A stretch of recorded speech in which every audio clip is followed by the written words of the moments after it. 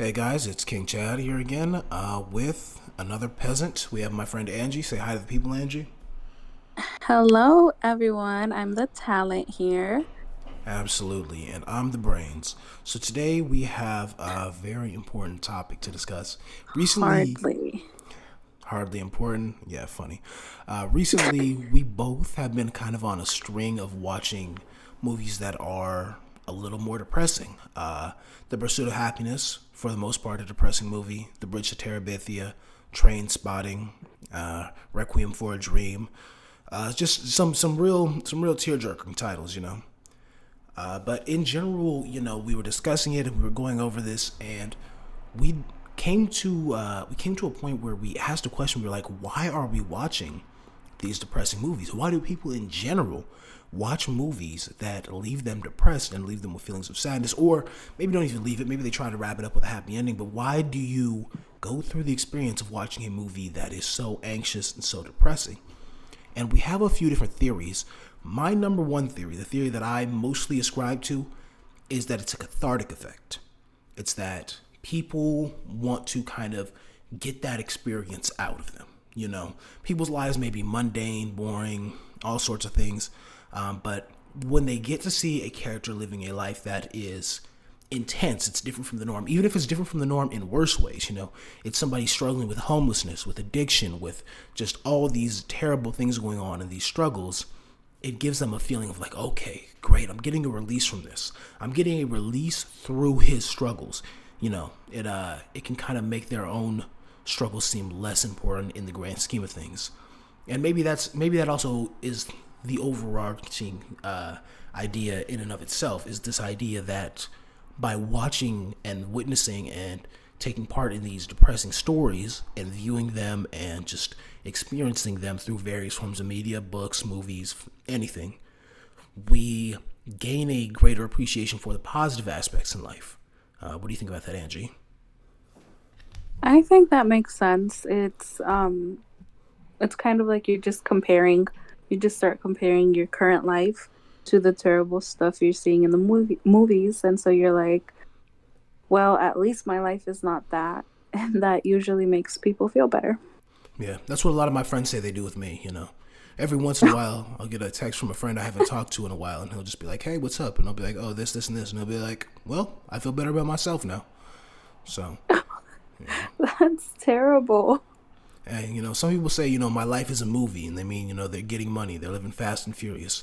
For me, much more the pursuit of happiness, much more, the sad, depressing ones. But hey, my life is a movie. At least it's a movie. Yeah, at least I'm entertaining somebody, right? But Oh my god. back to the main theme. So this idea that the sad movies make the rest of your life better, that make you happier. So there's this study I read a while ago. I'll try to find a link to it and include it in the description if I can. But I read it a while ago, and it went into this idea that humans in general have a baseline level of happiness. Now, where that is for you differs based on genetics, based on a lot of other stuff, but you're always going to kind of come back around that baseline. So if you have like a great day, right? Say you go on vacation. Let's use this as a metaphor. You go on vacation and you have the best week of your life. You're seeing new sights, you're meeting new people, you're just getting an amazing experience. That lifts you way up above your baseline. You're having a great week. You come back home for the next week and a half, you're depressed. That is sort of your body's internal regulation system doing what it can to bring you back to your natural equilibrium. You got that high, now you got to have that low. And this science is disputed. It's not universally accepted. People are doing a lot of different research. There's a lot of evidence that does support it. And I'll go ahead and say, anecdotally, my own life, a little bit of support. I do get a little bit of that post-vacation blues, that people talk about.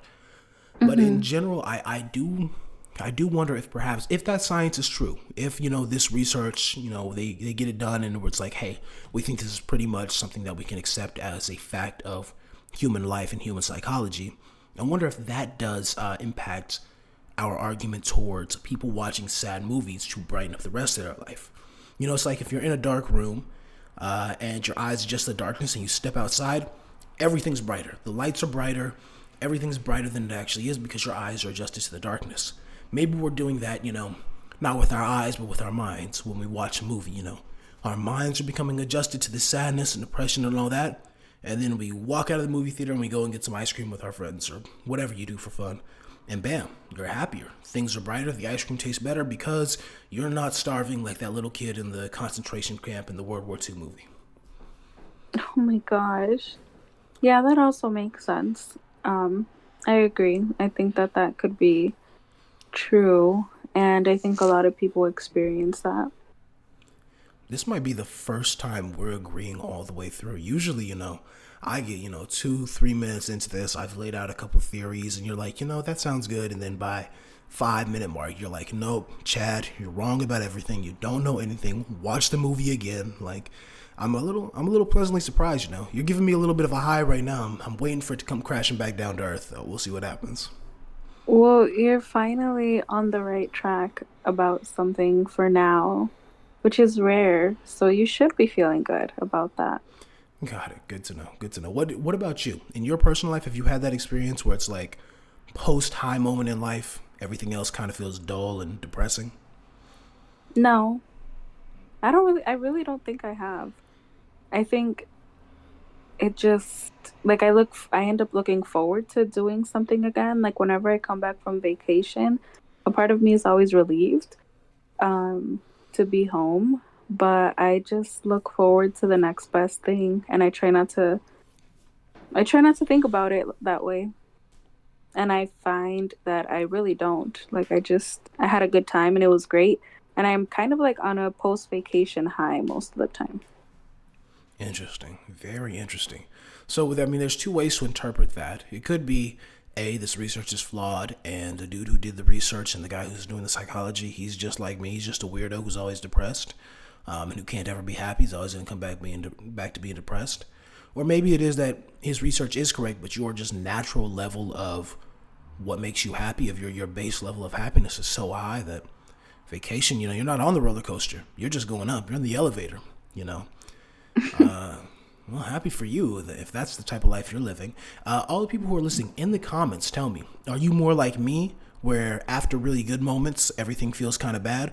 Or are you more like Angie, where it's just like after something good, it just keeps feeling good? You're just coasting it down. You're feeling good for quite a while after you're basking in the glow of whatever experience you just had. Because comparison is the thief of joy. So if you're comparing your everyday life to a life where you're on vacation and you're doing basically just things you want to do as opposed to like your everyday things that may get old, like if you're comparing those two constantly, of course you're going to feel down. But if you're not, then it doesn't really matter.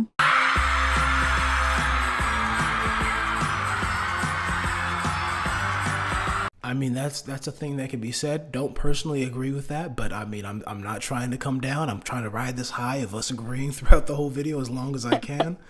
But no, you know what? Let's just come down. Let's take the dip. Sometimes you just got to take the plunge. You can't sit in the anxiety of the roller coaster. I disagree strongly. I don't believe in that whole comparison is the thief of the joy thing.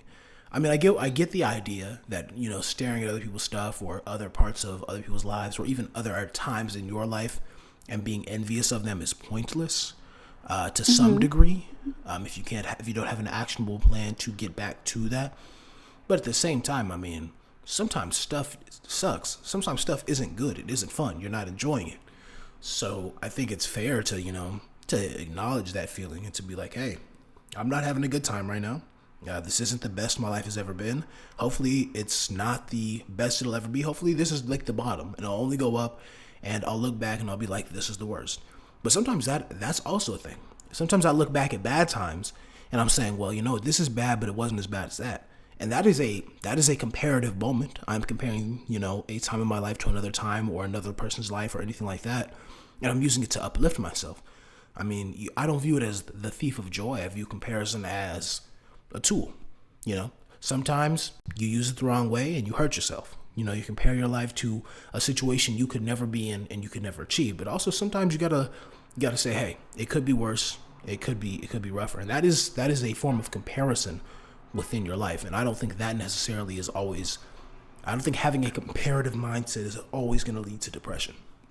I don't think it'll always lead to depression, but I think most of the time people, when they do compare things, it is like they don't feel good after that comparison. Like they don't feel happier, I as feel opposed to being like, I think gratitude comes into play a lot if you are grateful just for anything that happens to you, no matter like the degree of how good it may be to other people. If you're just like grateful for, I don't know, the lesson, the experiences, and try to keep that optimism, I do think that in the end, you feel better because I do think that the baseline of your of happiness does get higher if you do express that gratitude.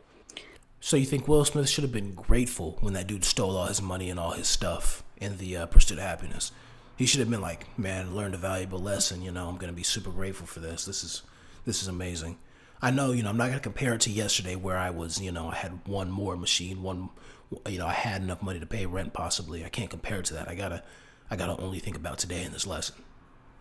I think at the end of the day, um, everything works out. Like I have the type of mindset that everything always is going to work out for me.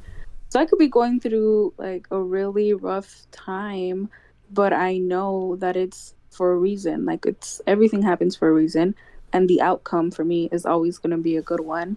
So, yeah, I do I try to be that way. To be Oh, like, all right, like this sucks, cuz you could acknowledge that something sucks, cuz it does. Sometimes it sucks and some things are just not good. Like they don't have a silver lining. The only silver lining is whatever you make of it in your head. But you end up where you need to be either way. And like if you trust that, I think that people will be happier because they're less anxious and less stressed out about things because they know like at the end of the day you're gonna be where you need to be. you know that movie 12 Years a Slave? They really should have had you Mhm. in there. You would have been a great slave with that mentality. Oh yeah, why compare What? my life to the people who are free? Let me just hold this field. Let me just go That's back to not what work. I'm saying, but even people that were in situations like that, they I doubt that they lived their entire life. They Like, lived their entire life in slavery. No, no, no, they no, did. but what They I'm saying they is I lived their doubt entire. that they lived their entire life without having some hope for something better. Yeah, Like they didn't just, do you know where you hope? know, Do you know where hope comes from? oh my Comparison. God. You're comparing your life as it exists to the idea of a different life. Okay, but that's not what I meant when I said that comparison is the thief of joy. That's a common quote.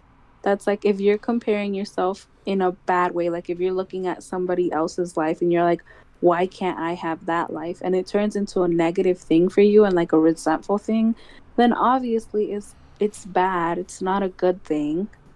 Like that's a bad thing if you're continuously looking at other people, wishing you had that, coveting what they have, and getting angry at your situation instead of having hope to motivate you to maybe make a change for yourself.